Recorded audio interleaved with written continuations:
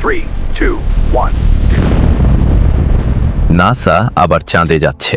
50 বছর পর Artemis mission পাঠানো হয়েছে। কিন্তু শুধু বিজ্ঞানী কি তাদের উদ্দেশ্য, নাকি এখানে লুকানো আছে এমন কিছু রহস্য যা তারা প্রকাশ করছে না? অনেক গবেষক, বিজ্ঞানী এবং সাধারণ মানুষ প্রশ্ন করছে, নাসা কি এলিয়েনদের খোঁজে চাঁদে যাচ্ছে? চাঁদ পৃথিবীর একমাত্র প্রাকৃতিক উপগ্রহ, মানুষের কল্পনার চিরকালীন কেন্দ্রবিন্দু। 1969 সালে অ্যাপোলো 11 মিশনের মাধ্যমে মানুষ প্রথম চাঁদে গিয়েছিল। কিন্তু সেই সময় থেকেই কিছু মানুষের মনে প্রশ্ন জাগছিল, এটা কি সত্যি ছিল, নাকি এক ধরনের সিনেমার মতো সাজানো ঘটনা? এই প্রশ্নগুলো আজও মানুষের মনে জেগে আছে। অ্যাপোলো মিশনের ভিডিও এবং ছবি নিয়ে কয়েকটি রহস্যময় তত্ত্ব জন্মেছে। যেমন, চাঁদে বাতাস না থাকা সত্ত্বেও পতাকা নড়েছে, তারকা দেখা যায়নি, ছায়া অদ্ভুতভাবে পড়ে। বিজ্ঞানীরা এসব ব্যাখ্যা দিয়েছেন কিছু ফিজিক্যাল এফেক্ট, লাইটিং এবং ক্যামেরার কারণে। কিন্তু অনেক মানুষ এখনও সন্দেহ করছে, এবং নতুন আর্টেমিস মিশন সেই সন্দেহকে আরও প্রজ্বলিত করেছে। কিন্তু এবার প্রশ্ন হচ্ছে, নাসা 50 বছর পর আবার চাঁদে কেন যাচ্ছে? নাসা বলছে তারা চাঁদের দূরবর্তী পাশ, রিসোর্সেস এবং ভবিষ্যতের মহাকাশ বসতি তৈরির জন্য যাচ্ছে। কিন্তু স্কেপটিক্স মনে করেন এখানেই লুকানো হয়েছে রহস্য।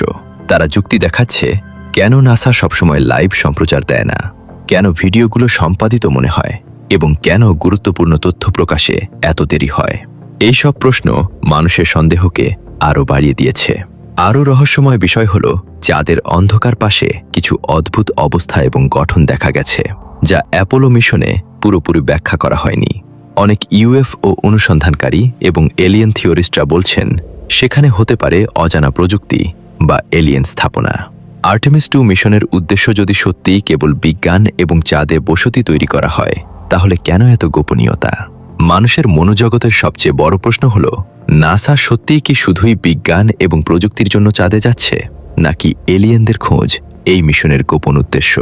সামাজিক মিডিয়ায় এই প্রশ্ন নিয়ে বিশাল আলোচনা চলছে। ফেসবুক, ইউটিউব এবং টুইটারে মানুষ তর্ক করছে।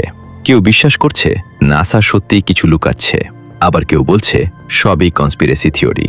এবার লক্ষ্য করা যাক, নাসা তাদের মিশনের বিবরণে কোথায় কোথায় ফাঁক রেখেছে। তারা স্পেস স্টেশনের ল্যাবরেটরি পরীক্ষা, চাঁদের ম্যাপিং এবং সারফেস টেকনোলজি পরীক্ষা উল্লেখ করেছে। কিন্তু গোপন তথ্যগুলো, যেমন অন্ধকার পাশে সম্ভাব্য এলিয়েন স্থাপনা, এই ডকুমেন্টগুলোতে প্রকাশিত হয়নি। আর এজন্য কনস্পিরেসি থিওরিস্টস বলছেন নাসা আসল উদ্দেশ্য লুকাচ্ছে। বিজ্ঞানের দৃষ্টিকোণ থেকে বলা যায়, আর্টেমিস মিশনের অনেক উদ্দেশ্য বাস্তব। চাঁদে পর্যবেক্ষণ, জিওলজিক্যাল স্টাডি এবং ফিউচার কলোনাইজেশন প্রিপারেশন, এসবই বৈজ্ঞানিক সত্য। কিন্তু রহস্য এবং স্পেকুলেশন মানুষকে আকৃষ্ট করছে। মানুষের কৌতূহল, সন্দেহ এবং কিউরিওসিটি মিশনের দর্শক সংখ্যাকে বাড়াচ্ছে এবং একই সঙ্গে মিডিয়ার ভাইরাল সম্ভাবনা তৈরি করছে। এবার বিশ্লেষণ করি, নাসা যদি সত্যি এলিয়েন খুঁজতে চাঁদে যায়, তবে তার কৌশল কি হতে পারে? তারা সম্ভবত নতুন সেন্সর, রোবোটিক্স এবং ম্যাপিং টেকনোলজি ব্যবহার করবে, যা প্রাথমিক নজরদারিতে প্রকাশিত হবে না। বিজ্ঞানী এবং বিশেষজ্ঞরা বলছেন চাঁদের অন্ধকার পাশে সম্ভাব্য অজানা বস্তুর দিকে নজর দেওয়া হচ্ছে।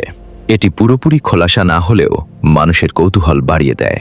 সর্বশেষে আমরা বলতে পারি না নাসা আসলেই এলিয়েন খুঁজছে কিনা, কিন্তু মানুষের মনোজগতে এই মিশনকে ঘিরে প্রশ্ন, রহস্য এবং আলোচনার সুনামি তৈরি হয়েছে। আপনারা যারা এই ভিডিওটি দেখছেন, ভাবুন, আপনি কি বিশ্বাস করেন নাসা চাঁদে যাচ্ছে শুধু বিজ্ঞান এবং প্রযুক্তির জন্য, নাকি এলিয়েনদের খোঁজের জন্য? আপনার মতামত কমেন্টে লিখুন। আমরা একসাথে এই রহস্যের পর্দা উন্মোচন করতে পারি।